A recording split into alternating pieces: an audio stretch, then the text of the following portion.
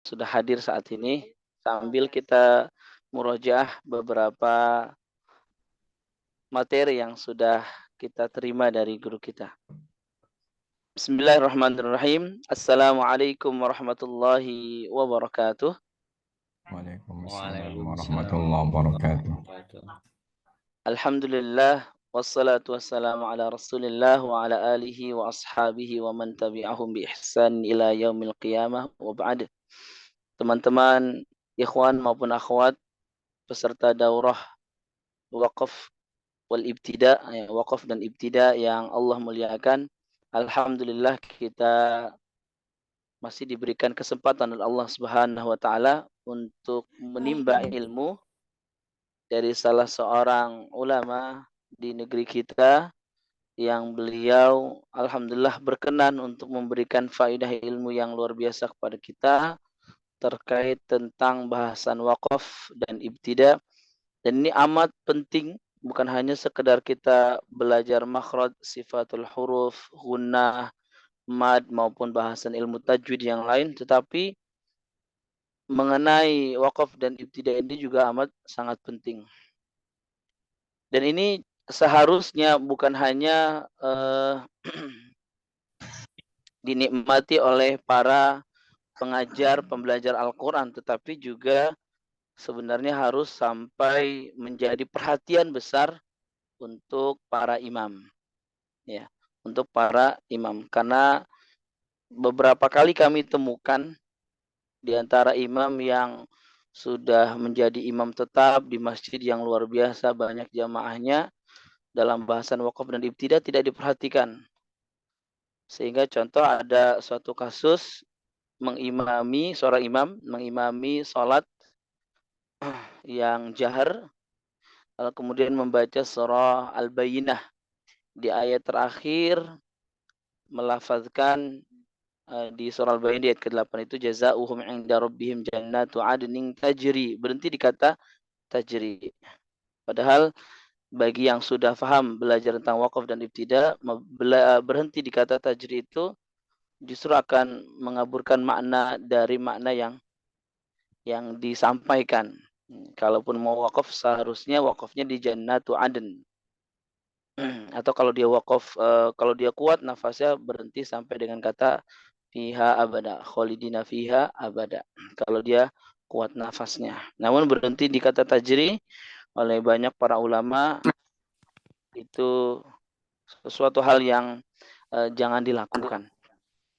Baik, teman-teman yang senantiasa Allah muliakan, kita bersyukur pada Allah Subhanahu wa taala dengan memuji Allah Subhanahu wa taala dengan segala pujian yang terus kita sampaikan kepadanya, dan juga kita meminta kepada Allah Subhanahu wa taala, memohon kepadanya agar ilmu yang kita dapatkan setiap harinya, setiap momentumnya itu menjadi ilmu yang bermanfaat dan menjadi amal jariah untuk guru-guru kita. Allahumma inna nas'aluka ilman nafi'a wa rizqan thayyiba wa amalan mutaqabbala. Kemudian salawat beriring salam semoga senantiasa tercurahkan untuk baginda Nabi yang mulia Rasulullah Muhammad sallallahu alaihi wasallam, Nabi yang agung, Nabi yang mulia, Nabi yang menjadi uswah dan qudwah sepanjang masa, yang kita berharap syafaatnya kelak di yaumil qiyamah. Semoga kita kelak bisa berjumpa dengan beliau dan mendapatkan syafaat dari beliau sallallahu alaihi wasallam. Kemudian tak lupa juga kita hendaknya senantiasa mendoakan guru-guru kita, hendaknya juga kita senantiasa selalu mendoakan orang tua kita, ya, yang punya peran penting dalam kehidupan kita, sehingga kita berada di sini, ya, atau berada dalam kondisi saat ini, tentu semuanya itu banyak peran penting dari mereka. Maka kita doakan semoga Allah senantiasa menjaga, melindungi, memberkahi, memudahkan setiap urusan orang tua kita maupun guru-guru kita. Salah satunya guru kita Ustazuna Kiai Haji Dr. Fahrul Razi Abdullah MA Al-Hafidh hafizahullahu taala yang alhamdulillah masih berkenan membersamai kita hingga pertemuan ketiga ini. Teman-teman yang Allah muliakan, fa insyaallah taala pada kesempatan pagi hari ini juga kita akan mendapatkan faedah lain, ya, faedah yang lebih mendalam dan kemudian lebih spesifik kepada bahasan-bahasan tertentu dari bahasan wakaf dan ibtida yang insya Allah akan disampaikan langsung oleh guru kita. Sebelum kita mulai dan sebelum majlis ini sepenuhnya kami berikan kepada guru kita, ada satu untayan mutiara yang indah yang disampaikan oleh salah seorang ulama di negeri kita, Kiai Haji Dr. Ahsin Sakho Muhammad LCMA hafizahullah taala. Beliau pernah bertutur, ya, pernah berkata, perjuanganmu demi tersebarnya Al-Quran, artinya kita sebagai pembelajar, pengajar, menjadi guru, kemudian juga sebagai penggiat media sosial yang kemudian kita sampaikan tentang Al-Quran, nilai-nilainya. Maka kata beliau, perjuanganmu demi tersebarnya Al-Quran dan nilai-nilainya di masyarakat akan pernah sia-sia. Maka yang pertama, Allah akan melihat perjuanganmu itu.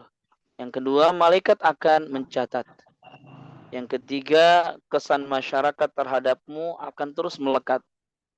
Dan yang keempat, penghargaan dari Allah Subhanahu wa taala terhadapmu telah menanti kelak di akhirat. Itulah kitab suci Al-Qur'an yang penuh dengan berkat, penuh dengan keberkahan dari Allah Subhanahu wa taala. Teman-teman yang Allah muliakan, alhamdulillah waktu menunjukkan pukul 7.30 waktu Indonesia bagian barat. Insyaallah taala majlis ini insyaallah kita akan berikan sepenuhnya kepada guru kita Kiai Haji Fakhrul Razi Abdullah MA Al-Hafidz hafizahullahu taala. Kepada Kiai, monggo waktu sepenuhnya kami berikan, falyatafaddal masykura. Terima kasih Ustaz Anwar Siddiq. Assalamualaikum warahmatullahi wabarakatuh. Waalaikumsalam warahmatullahi wabarakatuh. Alhamdulillahi rabbil alamin. Wassalatu wassalamu ala sayyidina Muhammadin wa ala alihi wa ashabihi ajma'in. Allahumma salli ala sayyidina Muhammadin al-fatihi lima ughliq wal khatimi lima sabaq nasiril haqqi bil haqqi wal hadi ila siratikal mustaqim wa ala alihi haqqa qadrihi wa miqdarihi al-azim. Allahumma salli ala sayyidina Muhammadin wa alihi wa sahbihi salatan nanalu bi sirriha hifdzal Qur'an wal amala bihi warzuqna minhu ilman munira wa sallim tasliman katsira. Sebagaimana biasa, kita berdoa terlebih dahulu untuk guru-guru kita, para ulama kita, orang tua kita, anak-anak kita, keluarga kita. Mudah-mudahan mereka semuanya dalam bimbingan dan bimbingan Allah Subhanahu wa taala. Ala dunya wa ala kulli niyatin salihah ila hadratin nabiyil mustafa Muhammad sallallahu alaihi wasallam. Al-Fatihah. Bismillahirrahmanirrahim. Alhamdulillahil alamin arrahmanir rahim maliki yaumiddin. Iyyaka na'budu wa iyyaka nasta'in. Ihdinas siratal mustaqim. Siratal ladzina an'amta 'alaihim ghairil maghdubi 'alaihim waladdallin. Amin. Teman-teman sekalian, alhamdulillah pada pertemuan ketika ini kita bisa kembali bertemu, ya, untuk membahas kalamullah, dan mudah-mudahan apa yang disampaikan oleh Ustaz Anwar Siddiq tadi, waktu yang kita curahkan untuk Al-Quran ini mudah-mudahan menjadi catatan amal kita, dan mudah-mudahan nanti menjadi wasilah untuk kita mendapatkan syafaat dari Al-Quran. Karena syafaat Al-Quran itu luar biasa. Dalam Asy-Syatibi dikatakan, wa inna kitaballahi awthaqu syafi'in wa aghna wana'in wahiban mutafaddila. Dan Al-Quran itu juga sesuatu yang patut kita jadikan teman abadi. Wa khairu jalisin la yumallu hadithuhu wa tardaduhu yazdadu fihi tajammula. Al-Quran itu adalah sebaik-baik teman yang mengulangnya tidak akan mendatangkan kebosanan. Justru setiap kali kita mengulang, maka yang tambah untuk kita adalah keelokan. Baik itu keelokan budi pekerti, keberkahan, dan pemahaman yang terus bertambah. Eh, kita masih berdiskusi tentang wakaf ibtidah. Jadi kita mengulang sedikit bahwa ilmu wakaf ibtidah ini sangat penting sekali karena terkait dengan cara kita membaca Al-Quran. Oleh karena itu, sebaiknya kita memperhatikan dengan seksama gitu ya, mempelajari ini dengan baik. Bagaimana caranya tergantung pada kita masing-masing. Bisa melalui praktek langsung kita membaca, kita apa itu mempraktekkan itu, atau sambil sebelum membaca itu kita sudah mempersiapkan. Dua-dua cara itu boleh. Wakaf ibtidah kemarin kita sampaikan dituliskan bahwa terbagi pada macam-macamnya, ya paling umum wakaf tam, kafi, hasan. Penandaan yang sering digunakan di dalam mushaf itu ada 5 tanda wakaf. Wakaf mim, wakaf jaiz, wakaf lazim, wakaf yang sangat dianjurkan untuk berhenti. Terkait dengan jumlahnya masing-masing berbeda. Ya. Wakaf lazim ini wakaf penekanan, sifatnya penekanan, maka persepsi masing-masing ulama pasti akan berbeda. Gitu. Ada jumlahnya 86, ada 20, ada 30, tergantung siapa yang mengungkapkan pendapat itu. Semuanya boleh diikuti. Tetapi wakaf lazim ini ya wakaf penyempurna, ya, wakaf penekanan. Bukan berarti ketika kita melanjutkan terus menjadi salah, tetapi ya itu lebih untuk memantapkan makna, sebetulnya memantapkan makna. Kemudian wakaf mu'anakoh. Wakaf mu'anakoh yaitu wakaf yang terletak pada kata yang berdekatan karena terdapat makna yang berbeda. Terkait dengan wakaf mu'anakoh ini juga, para ulama juga berbeda pendapat. Artinya penandaan dalam mushaf Al-Quran juga beragam. Ada yang menandakan, ada yang sudah memilihkan makna tertentu. Ya. Ada beberapa Al-Quran sepakat menandakan di titik tertentu seperti Al-Baqarah ayat 2, semua Al-Quran di dunia menandakan. Ada yang sebagian menandakan, sebagian tidak. Ya. Tergantung pilihan masing-masing. Ya. Wakaf mu'anaqoh ini wakaf ya itu asal muasalnya itu yaitu titik 3 itu diambil dari titik pada huruf yang terdapat pada kata mu'anaqoh. Nun kof itu ya, nun kof nako. Jadi itu apa itu nakoba juga bisa. Pokoknya diambil dari rokoba, murokoba kan ada namakan murokobah dan mu'anaqoh. Titik 3 itu diambil dari titik kof dan titik ba. Kemudian disebutkan diletakkan pada dua kata yang berbeda, itu mu'anaqoh. Nanti kita lihat ketika praktek nanti ya, bahwa terkait dengan jumlahnya ini juga masing-masing ya. Karena ini terkait dengan makna, kalau memilih makna tertentu, biasanya dalam Quran tertentu tidak menandakan mu'anaqoh. Sehingga ini juga hitungannya tidak bisa kita ketahui secara pasti, tergantung mushaf yang sedang kita baca. Selain itu ada wakaf juga, yang wakaf bala, wakaf bala, wakaf tampilannya.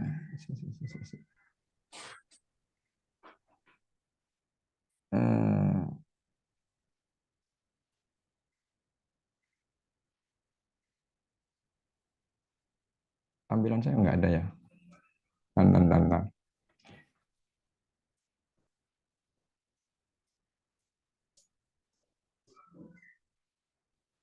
Mm-mm. Ada gangguan tantan.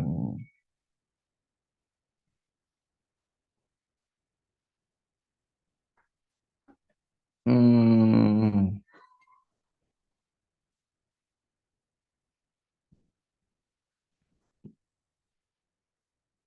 Saya mau nge-share kok belum itu ya. Zoom-nya. Ini tantan.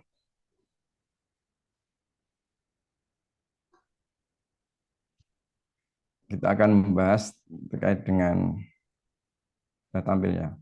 Wakaf. Tampilnya apa ini tampilnya? Latihan. Oh ya ini.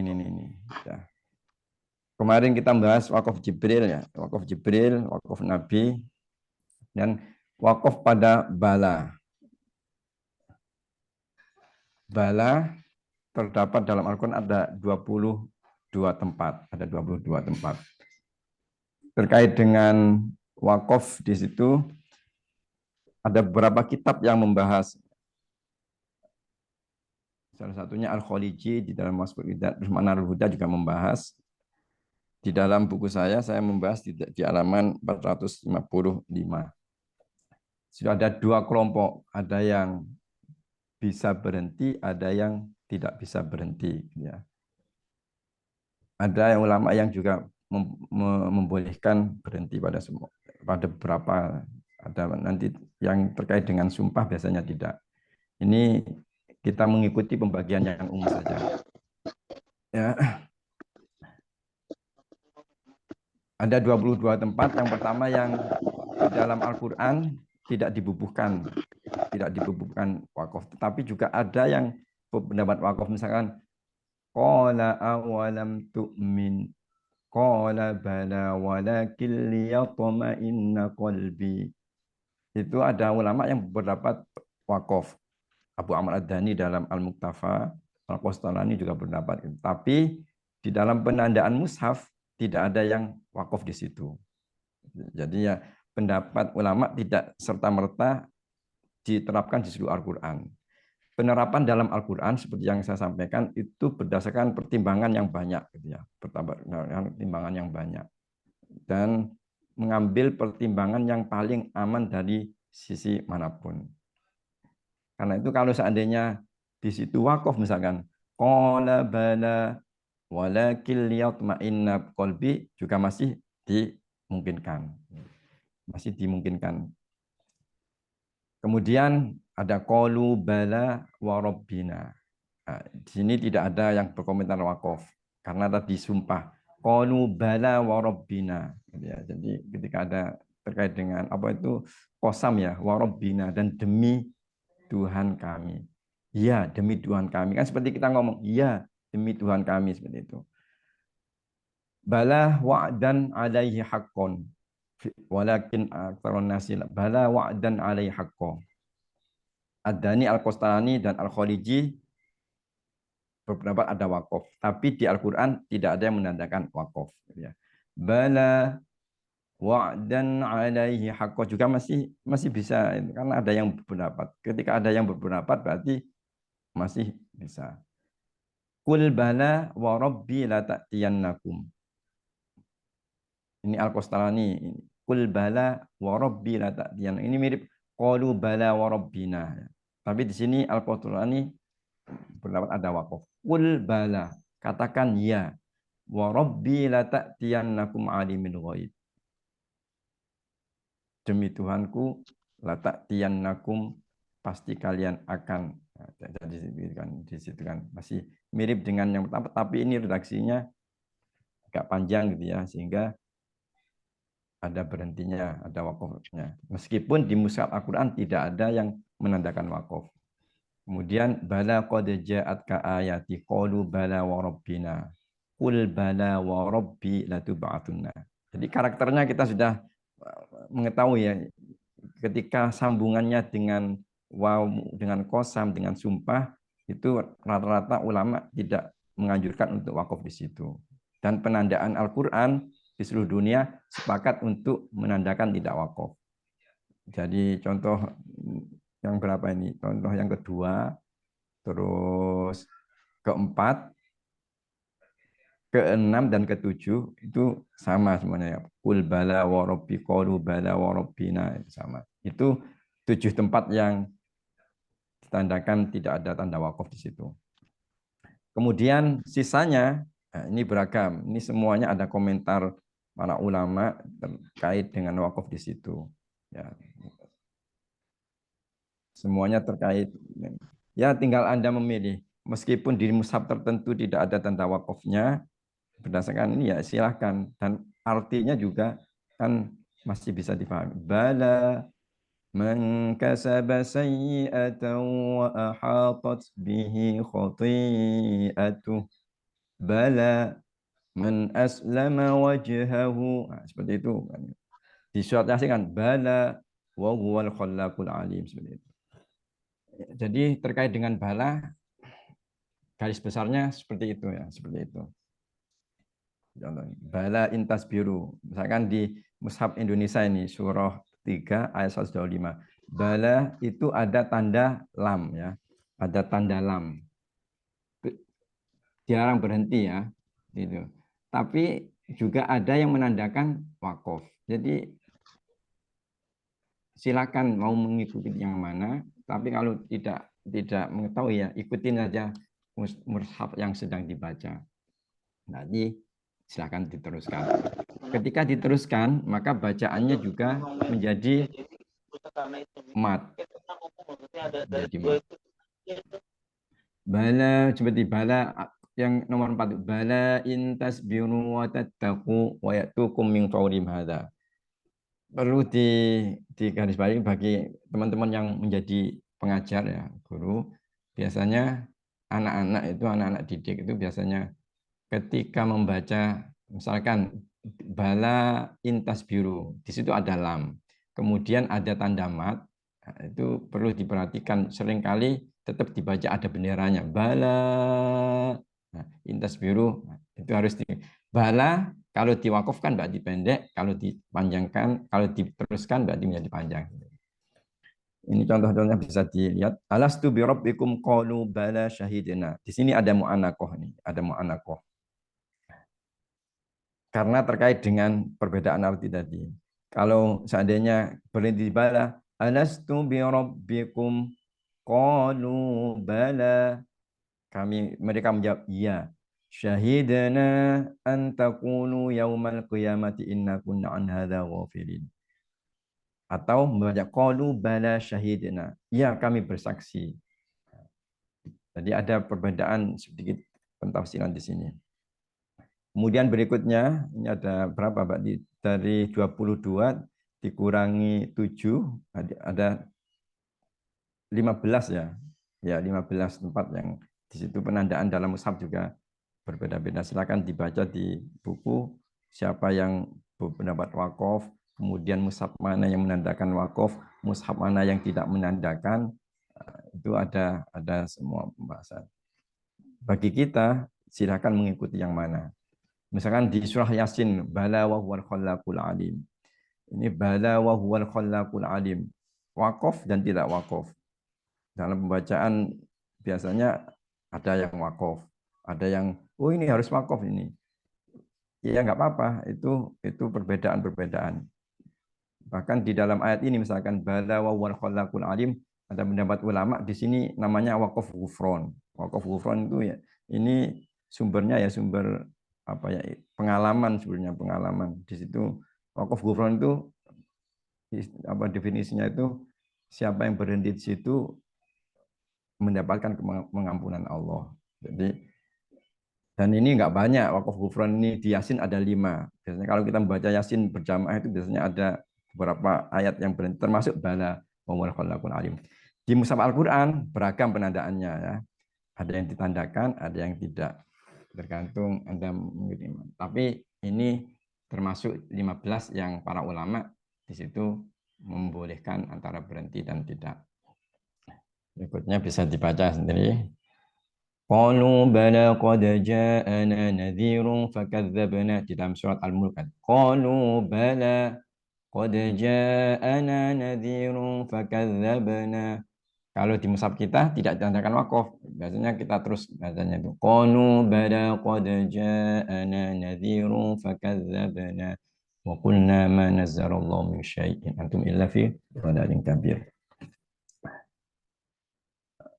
Nah, ini contoh-contoh pada 15 tempat yang terdapat beragam ulama tadi. Saya menandakan beberapa penandaan yang ada dari beberapa mushaf. Al-Baqarah 81 ada yang menandakan dengan jim. Kemudian Al-Baqarah 112 ada jim, ada qaf. Berarti qaf itu nanti sistemnya sajawandi itu. Yang jim berarti bisa khalaf husaini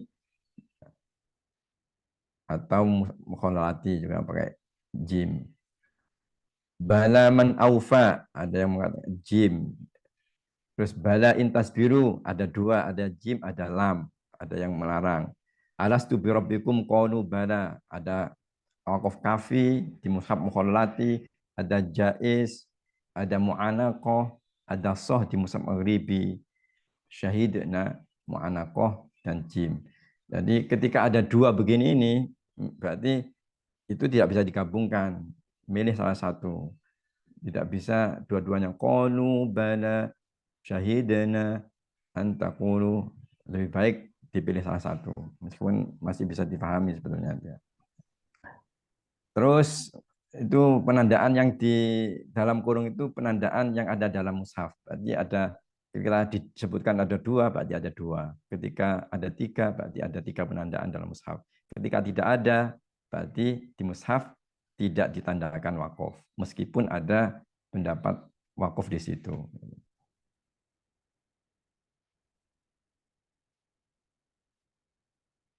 Sama ini. Saya ke halaman berikutnya, ini halaman praktek. Karena wakaf itu ya terkait dengan praktek. Ketika praktek itu nanti maka masing-masing kita akan mengetahui seberapa jauh pemahaman kita terkait dengan teori wakaf itu. Karena kadang-kadang ketika membaca itu kita sudah apa ya, karena terfokus ke ayat, apalagi kalau hafalan sudah terkadang wakaf-wakaf seperti yang disampaikan oleh Ustadz Anwar Siti tadi kadang-kadang nggak terpikir saat itu, apalagi kalau orangnya nggak hafal ya. Kalau nggak hafal itu biasanya itu spontan dan ketika dibaca ulang itu, oh iya saya tadi wakaf di situ, gitu ya. Tapi kalau orang hafal Al-Quran itu memang harus mempersiapkan benar. Kalau kalau seandainya orang kalau imam itu kan berarti sudah hafal ya. Berarti ketika wakaf di situ kebiasaan itu dia tidak pernah tidak mempersiapkan dengan baik itu atau sudah hafalnya begitu. Jadi untuk dirubah kadang-kadang risiko itu. Karena itu ya memang wakaf itu meskipun sifatnya pilihan tapi harus benar-benar dipersiapkan. Jangan spontanitas. Dalam kesempatan tertentu mungkin bisa spontanitas tapi lebih baik dipersiapkan. Karena kita kan membaca Al-Quran sudah berulang-ulang. Kita lihat di ayat Al-Baqarah ini. Al-Baqarah ayat 93. Kalau kita membaca mushaf Madinah, itu berarti ada di yang kedua ini.